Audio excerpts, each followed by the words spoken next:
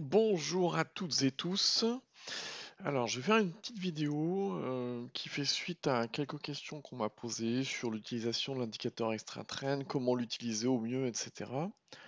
Alors, euh, pour faire court, comment l'utiliser au mieux? Ça reste un indicateur, donc il y a des dizaines d'utilisations possibles. Euh, Moi, ce que je vais vous montrer, c'est une des manières dont je l'utilise. J'espère que ça pourra vous inspirer. On va passer directement sur un graphe. Là, j'ai pris comme exemple Quantum Genomics. Pourquoi Quantum Genomics? Vous voyez que là, on a quatre graphes sous les yeux. L'unité la plus courte, c'est du 1 heure. Ensuite, on a du journalier, du semaine et du mois. Donc là, une bougie est égale à un mois. On voit sur cette zone-là que on déclenche une zone de force qui est ici, en vert bleu, en bleu turquoise, en mensuel. Sur cette zone de force, derrière, on a une consolidation. Alors, comment ça se passe? Il faut bien comprendre la psychologie des investisseurs. Grosso modo, ceux qui ont acheté par exemple ici, ils ont pris 160%. Il y a un moment où ils prennent leur profit, hein. Je connais peu de monde qui va prendre 160% de plus-value et puis attendre que ça rebaisse pour repartir, etc. Donc il y a une bonne partie des investisseurs qui vont prendre leur profit.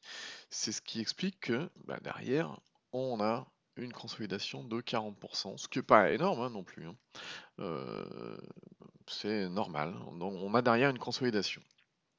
Parce que c'est les sortants qui veulent prendre leur plus-value, qui font baisser les cours. Et puis il y a un moment où il n'y a plus suffisamment de sortants par rapport aux acheteurs, et puis les acheteurs reprennent la main et ça repart. Bref, ici on voit qu'on fait une incursion en dessous de cette zone de force, c'est-à-dire qu'on revient dans une zone de faiblesse, tout bêtement, une zone neutre. Donc, c'est ce qui peut commencer à nous alerter, et donc on va aller voir en bougie semaine ce qui se passe. Donc ici, on avait cette fameuse zone de force, qui a déclenché la zone de force d'ailleurs mensuelle, hein. Donc là, on a une zone de force semaine, et puis derrière, la consolidation qui est ici, qui déclenche une tendance baissière. Et puis, on voit qu'on a un pivot qui se met en place, qui passe ici, qui passe là, là, là, là. Un pivot, c'est quoi? C'est tout bêtement une zone qui servait de support à un moment. On voit qu'il a servi 3, 4, 5 fois de support, qui devient résistance ensuite. On voit que là, ça devient résistance, etc. Donc, quand on est ici, on voit qu'on repasse au niveau de cette ligne de trend, c'est-à-dire qu'on va tenter de rétablir une zone de force. Si on passe en journalier, on retrouve cette zone de pivot avec les touchettes qu'il y a pu y avoir dessus, hein, qui montrent bien la pertinence de ce niveau-là. Et puis, comment ça se passe? Une fois qu'on a ce pivot qui est ici, on pourrait très bien par exemple se dire, voilà, dès que le pivot est cassé, on va rentrer, et puis on va mettre notre stop, je sais pas, sur le plus bas de la bougie précédente par exemple. Alors, il y a le magnétisme, donc c'est un peu dur.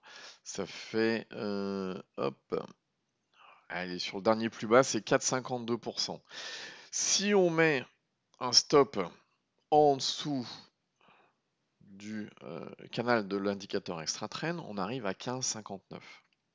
Ça fait un peu beaucoup. Alors 15,59, ça veut dire qu'il faut qu'on redimensionne la taille de sa position, qu'on la réduise drastiquement pour respecter un risque par rapport à notre capital. Donc en journalier, ça paraît un petit peu touchy, à part vraiment mettre un stop sur la bougie précédente, etc. Le plus simple, et c'est ce que j'utilise, c'est de passer par exemple sur du 1 heure. Ici, on a le graphe 1 heure avec toujours notre pivot qui est là, et puis on voit ce qui se passe au niveau de l'indicateur extra trend. Déjà, on a un signal précoce. Le principe, c'est quoi? C'est que le signal de l'extra trend se propage d'unité en unité. Là, on est sur du 1 heure. Ici, on voit qu'on a un signal précoce, alors qu'en journalier, on est sous la zone de l'extra trend, sous la zone de force. Sur le 1 heure, qu'est-ce qu'on voit? On voit qu'ici, on a une tendance baissière. On voit qu'ici, on a une poussée. Derrière, ça consolide. La volatilité se réduit, puisqu'il y a un moment où les acheteurs reprennent la main par rapport aux vendeurs. Derrière, on a à nouveau une poussée. Ça consolide, pareil. Une poussée, ça consolide, pareil, etc. Donc, chacun de ces points-là, ça peut être un point d'entrée possible, mais on n'a pas toutes les probabilités avec nous. Parce qu'il faut le rappeler, Le but de l'indicateur extra trend, c'est d'y aller quand on a toutes les probabilités avec nous. Et donc on va attendre tout bêtement qu'on casse cette zone-là. Et puis cette zone-là, on va se mettre un stop par exemple en dessous du canal, on est à 3,51%. Ça fait pas énorme par rapport aux 12 ou 15 qu'on avait ici. Donc l'intérêt c'est de prendre son signal en 1 heure. Pourquoi? Parce qu'en 1 heure, le canal il est pas si large que ça, il est beaucoup plus étroit que sur l'unité supérieure. Et puis donc là, on prend la tendance derrière qui se répercute sur le journalier, qui se répercute sur le semaine, etc. Alors, ce qu'il faut préciser également, c'est que la zone de force, la zone bleu turquoise qui est ici, elle se déclenche quand? Elle se déclenche à partir du moment où on passe au-dessus de la ligne de tendance qu'on a ici, pardon. Et puis, il va nous falloir un élément déclencheur qui déclenche une poussée. Cet élément déclencheur, c'est quoi? Eh bien, ça va être deux choses principalement. La première, ça peut être la cassure d'un dernier plus haut sur breakout. La deuxième, ça peut être la cassure d'une oblique baissière, tout bêtement. Bref, quelque chose qui déclenche une impulsion, et cette impulsion va mettre en place la zone de force. Donc ici, c'est ce qu'on a là, l'impulsion qu'il y a là déclenche notre zone de force qui est ici, en semaine. Donc on a bien une propagation d'un signal qui est dans une unité plus basse, et puis de petit à petit, au fur et à mesure, ça se propage dans les unités supérieures jusqu'à ici. Et ici, on voit qu'on retourne en zone de force. Alors là, on l'a vu sur Quantum, on va faire plusieurs valeurs, par exemple. On va regarder, là on a Vetoquinol. Vetoquinol, ce qui est intéressant, c'est quoi? C'est qu'ici, en semaine, on fait une incursion dans la zone de faiblesse et puis on va guetter le retour dans la zone de force. Donc qu'est-ce qui se passe quand on veut guetter le retour dans la zone de force? On va regarder dans l'unité inférieure. Ici, on est en journalier. En journalier, on va chercher quel va être l'élément déclencheur qui va mettre en place une nouvelle zone de force en journalier. Eh bien, on a soit cette oblique baissière qui est ici, soit le dernier plus haut qui est ici. On peut prendre les deux comme signal d'entrée, soit le cassure de l'oblique ici, soit la cassure du dernier plus haut ici. Et puis si on veut rentrer encore plus précisément, on va aller chercher ces signaux sur du 1 heure. Et puis sur du 1 heure, ici on a un stop à 3,26 et pardon. Et ici on a un stop, voilà, ici on a un stop à 2,16, 2,70, un truc comme ça. Donc on a des stops vachement plus courts si on rentre sur du 1 heure. Alors ça m'arrive des fois sur des valeurs un peu des valeurs bien liquides de rentrer même sur du 5 minutes. Alors c'est pas le cas par exemple sur Vetoquinol, mais sur des grosses, on peut très bien rentrer sur du 5 minutes et aller prendre un signal précoce en 5 minutes qui va se propager au fur et à mesure dans les différentes unités. Alors je vous le rappelle, ici on est déjà en mensuel en zone de force, donc on a déjà des probabilités avec nous sur cette unité de temps là. En semaine, on guette le retour de zone de force, donc on cherche à avoir des probabilités de notre côté. Ici, en journalier, on attend le signal de zone de force, donc on attend également d'avoir des probabilités de notre côté. Et ici, on a des probabilités de notre côté. Donc dans les 4 unités de temps, on a notre zone de force qui vient derrière nous aider avec des fortes probabilités. Qu'est-ce qu'on peut regarder? Tiens, Katana. Katana, c'est intéressant dans le sens où le signal n'est pas encore arrivé. Donc après, vous regarderez ce qui se passe ou ce qui se passe pas. Le but, c'est pas que d'avoir un taux de réussite 100%, on s'en fout. Le but, c'est d'avoir une entrée avec un stop court et une probabilité de gain importante pour avoir un ratio gain-risque intéressant. Donc après, ça peut se passer ou pas, peu importe. Le but, c'est d'avoir une espérance mathématique positive. Ici, on voit que Katana, en mensuel, on est bien en zone de force. Cette zone de force qui a été déclenchée ici, cette semaine-là. On voit que si derrière on passe en semaine, on regarde l'incursion en zone neutre, en zone de faiblesse. Et puis derrière, on revient en zone de force. Ça pourrait être un signal d'entrée qu'on va chercher après, par exemple ici, sur du journalier. Où est-ce qu'il est notre signal? Eh bien, il est là, tout bêtement. Ici, on rentre en zone de force. Qu'est-ce qu'on a qui est intéressant? Ici, on est sur du signal semaine. On voit qu'on a eu une poussée ici importante de 33,95%. Derrière, on a une consolidation de 10% à peu près, qui n'est pas énorme, ce qui peut être intéressant. Quand on regarde en journalier, on a fait une incursion dans cette zone neutre, et puis bon, on va attendre de revenir dans la zone de force. Qu'est-ce qu'on va attendre? On va attendre une impulsion qui va nous permettre de rentrer de manière sécurisée. Cette impulsion, c'est par exemple cette oblique baissière qui est ici, ou alors tout simplement le dernier plus haut qui est tracé ici, hein, si on regarde sur le 1 heure. Donc quand on vient sur le 1 heure, on a cette oblique baissière qui est là, on peut guetter la cassure qui est ici, et puis on a le dernier plus haut qui est ici. Ce qui est intéressant, c'est qu'on a ce point ici, qui est la concordance des deux signaux. Donc c'est un point avec une probabilité intéressante pour faire son entrée, hop, voilà, et ça nous fait un stop à 3,24%, ce qui est 3 fois rien. Donc on va prendre 3,24%, peut-être pour viser derrière, hop, on va se mettre là, 6,64 et bien plus après, parce que Katana, ce qui est intéressant, c'est que derrière, on n'a plus de résistance. On peut revenir en arrière, voilà, comme on est sur une tendance haussière, on n'a pas de résistance pour tout de suite. Donc on a plus de probabilité de notre côté. Donc là voilà, c'était Katana. Qu'est-ce qu'on peut regarder également? Tiens, Eritech. Eritech, c'est intéressant. En mensuel, on est dans une zone de force, mais il n'y a pas vraiment une impulsion qui a fait décaler nos cours. Donc derrière, qu'est-ce qu'on va regarder? On va regarder sur le semaine. Semaine, on a eu cette tendance-là, cette zone de force ici. Derrière, on a une consolidation importante quand même, hein, parce qu'on a tout perdu.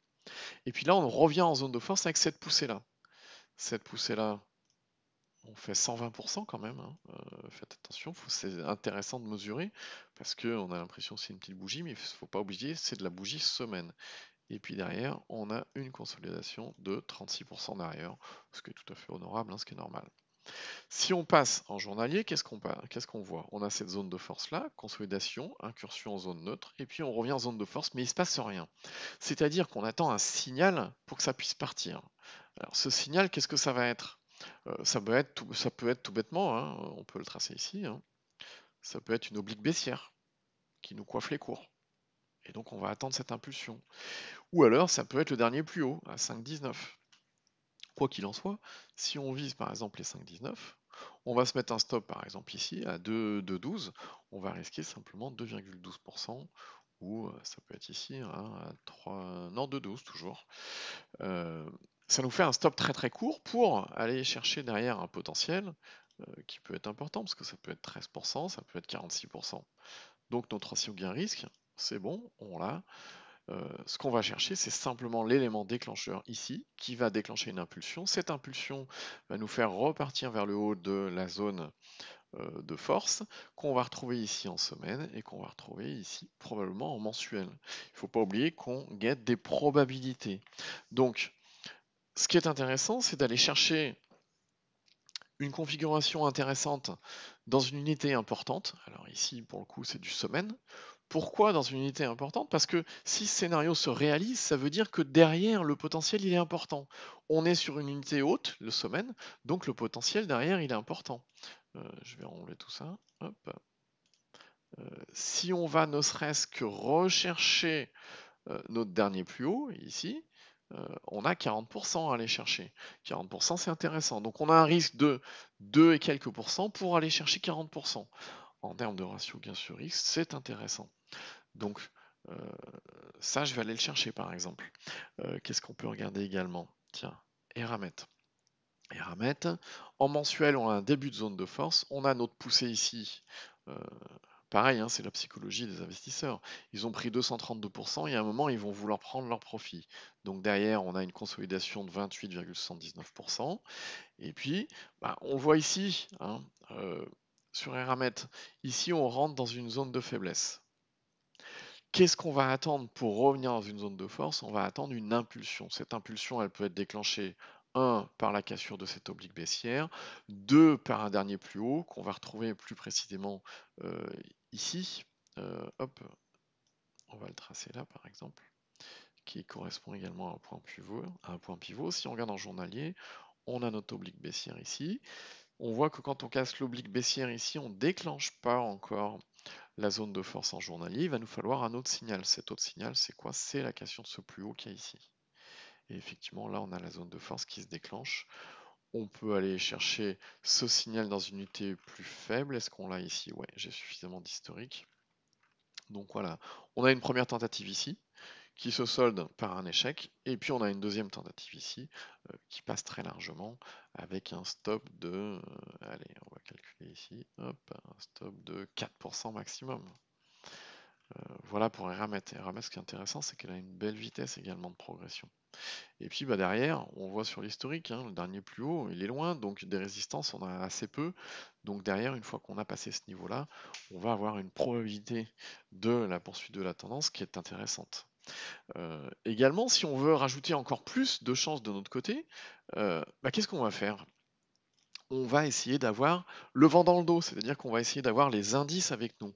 Alors, qu'est-ce qui se passe au niveau des indices actuellement? On va regarder le CAC 40. Si on regarde aujourd'hui, alors en mensuel, on est sur du haussier, pas de problème.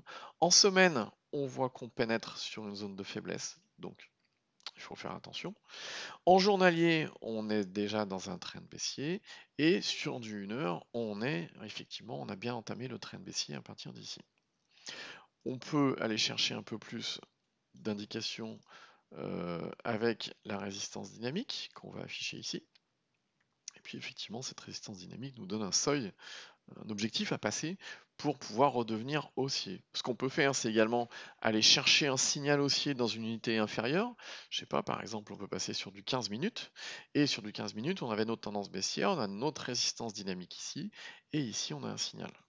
Donc, on pouvait commencer à faire des entrées à partir d'ici. Et puis, chercher la propagation du signal dans les unités supérieures. Si on a un échec ici, on sort de nos positions parce qu'on n'a pas les indices dans le dos, par exemple.